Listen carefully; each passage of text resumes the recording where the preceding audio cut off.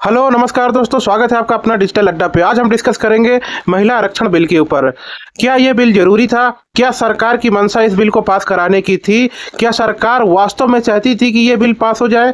ऐसा आप लोग भी सोच रहे होंगे, क्योंकि सरकार ने ना जाने ऐसे कितने ही बिल पास करवाए हैं जिनसे न तो विपक्ष की पार्टियां खुश थी और ना ही बहुत सारी पब्लिक खुश थी। सब पे विरोधाभास देखा जा रहा था, उसके बाद भी वह बिल पास हो गए।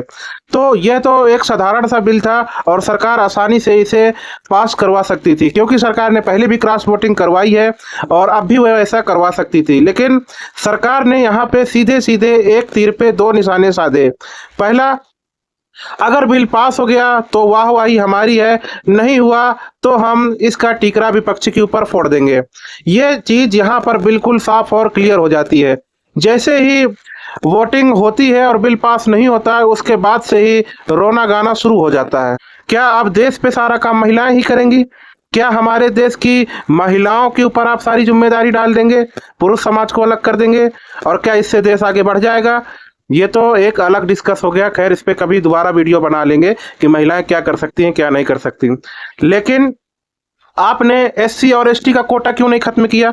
अगर आपको देना ही था आरक्षण 33%, तो आप एससी और एसटी का कोटा खत्म करते। उसके बाद जितने भी महिलाएं थी सबको समान मौका देते। ऐसा आपने नहीं किया, क्योंकि आप यहाँ पे जातिवादी गंदी राजनीति भी कर रहे हैं। इसके अलावा आप समझते हैं दूसरा पॉइंट क्या है? एससी एसटी तो पहले से है, ये तो आपको पता ही है।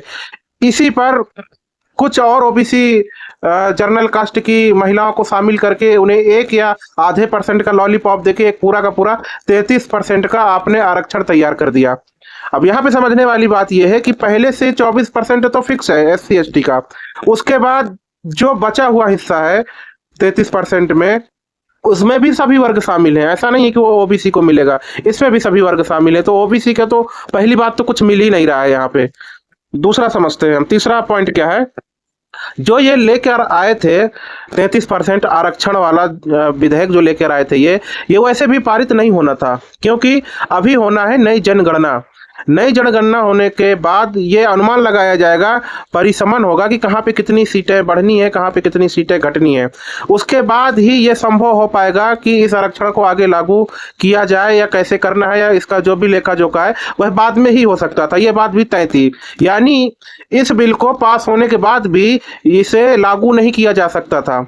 इसके लिए जनगणना तक रुकना पड़ेगा। जनगणना होने के बाद ही, परिसीमन आने के बाद ही, जब पूरा कंफर्म हो जाएगा, सीटें तय हो जाएंगी, उसके बाद ही ये संभव था।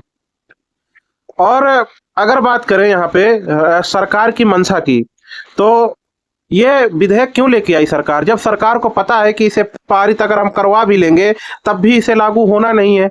और जब लागू ही नहीं होना है, क्योंकि जनगणना जब तक हो नहीं जाएगी नहीं लागू हो सकता है, मैंने आपको पहले बता दिया। अगर आपको यकीन ना हो तो आप किसी दूसरे माध्यम से भी इसे आप पता कर लेना। इसके अलावा आप एससी एसटी को लगभग 24% आरक्षण दे रहे हैं। हालांकि वो अलग अलग क्षेत्र पे फिक्स किया जाता है कहाँ पे कितना मिलेगा, लेकिन एक अगर मैं अनुपातन निकालूं तो 24% ही निकलेगा। और फिर आप उसे बढ़ा के 33% कर रहे हो, जिसमें आप आल वर्ग ले रहे हो। यानी कि 24% तो पहले से फिक्स आपने एससी एसटी को कर दिया। उसके बाद बचा क्या? 6, 7, 8, 9%। 9% में फिर से सारे वर्ग शामिल हैं। तो ओबीसी के हाथ में तो यहाँ पे शायद आधा % भी नहीं आएगा। तो ये तो सीधे सीधे आपने एक जाति के ऊपर हमला बोल दिया। आपने एक वर्ग को ही अलग कर दिया, ओबीसी को ही, उसी को उखाड़ के फेंक दिया जो आपका सबसे फेवरेट है, सबसे बड़ा सपोर्टर है, जिसने आपको बुलंदियों पर पहुंचाया। आज आप उसे लात मार रहे हो कि तुम किसी काम के नहीं हो। यूजीसी लोग भूले नहीं हैं, उस पर भी आपने यही किया है। शायद अब आपको यह समझ आ रहा है कि देश का ओबीसी समाज अगर हमारे साथ नहीं जाएगा तो जाएगा कहाँ? क्योंकि इनका तो कोई माई बाप नहीं है, कोई इनका आधार नहीं है, कोई पार्टी नहीं है। किस तरफ जाएंगे? ले दे के इधर उधर कुछ भी कर ले आएंगे हमारे पास ही। 2-4% इधर उधर चले भी जाएंगे तो उससे कुछ होने वाला नहीं है। वहीं जो संगठन बना के संगठित है, जिन्होंने अपना वर्ग बना रखा है, पार्टियां बना रखी हैं, उनसे आपको बहुत बड़ा खतरा है, कहीं ये ना हमसे दूर चला जाए। यहाँ पर आपको बनाने वाला ओबीसी था और बिगाड़ने वाला भी शायद ओबीसी ही होगा, और आप आग से खेल रहे हैं। कोई बात नहीं, खेलते रहिए। कब तक खेलेंगे? हमने भी आपका बहुत सपोर्ट किया, बहुत साल गुजारे आपके साथ। अब देखते हैं आप किस ओर जा रहे हैं, वो आपके ऊपर डिपेंड करेगा। लेकिन हम लोगों ने तो ये डिस्कस शुरू किया था महिला आरक्षण बिल को लेके। तो यहाँ पे साफ साफ बता दूं मैं कि सरकार की मंशा ही नहीं थी इस बिल को पास कराने की। कोई मंशा नहीं थी कि ये बिल पास हो जाए। ये सिर्फ और सिर्फ एक तीर से दो निशाने साधे गए थे।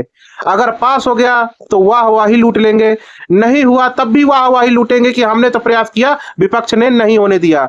लेकिन देश की जनता अनपढ़ नहीं है, गंवार नहीं है, सब समझती है। बच्चा बच्चा आपकी इस राजनीति को अब समझ रहा है और ये साधारण सी बात हो गई है। लोगों का कैलकुलेशन अब इतनी छोटी सी चीज को कैप्चर कर सकता है, क्योंकि यहाँ पे सभी जानते हैं कि आपने जटिल जटिल विधेयक पास करवाए हैं जिनसे विपक्ष भी नाराज था। यहाँ तक कि विपक्ष की पार्टियों ने वॉकआउट किया था, अपने सांसद और विधायकों को व्हिप जारी किया था कि यहाँ पे वोटिंग नहीं करना है।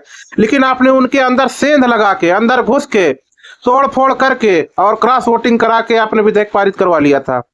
और ये साधारण सा बिल लेके आ गए, किसी से कोई डिस्कस नहीं किया, कोई लेना देना नहीं है, और इसको आराम से आपने राज्यसभा लोकसभा में पेश कर दिया, जो आपको पता था कि इसको गिरना ही गिरना है और वाहवाही हमें लूटना है। और वही हुआ, क्योंकि आपने बनाया ही ऐसे था।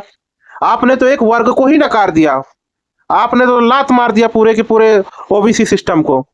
कहाँ गया? क्यों नहीं आपने SC ST पहले से जो आरक्षित है उसे आप खत्म करते पहले, फिर आप पूरा 33% केवल महिलाओं को देते, जिसमें सारी महिलाएं शामिल होती हैं। इसका क्या मतलब बनता है कि 24% आरक्षण तो आप पहले से फिक्स करके रखे हो SC ST के लिए, उसके बाद आपने 33% में फिर से सबको लाद दिया। ये तो गिरना ही था। पहली बात तो इसको कभी पास होना नहीं था, होते होते हो भी जाता तो इसको जनगणना के पहले लागू नहीं होना था। ये सीधे सीधे संविधान का ही उल्लंघन कर रहा था। उसके बाद भी आप नेशनल टीवी में आकर रोते हैं, दहाड़े मारते हैं कि नहीं हमने तो कोशिश की लेकिन विपक्ष ने इसको फेल कर दिया। आपके फेवरेट सरकारी पत्रकार जो है, न्यूज एंकर, जो अभी आपने नए नए खरीद के अपने मीडिया पे लगा रखे हैं, हालांकि उनका मैं भी बहुत बड़ा फैन हूँ। उनके कई सारे GTV से लेके आज तक से लेके और DD तक के सफर को मैंने उन्हें फॉलो किया है। लेकिन फिलहाल जो उन्होंने चमचागिरी की और एक तरफा गलत रिपोर्टिंग की, अब तो लगता है कि इनका एनालिसिस भी अपने तरीके से एनालाइज करना पड़ेगा। तो चलिए, यहाँ पे समझने वाली बात यह है कि ये राजनीति है और यहाँ पे सहमत का खेल चलता रहता है।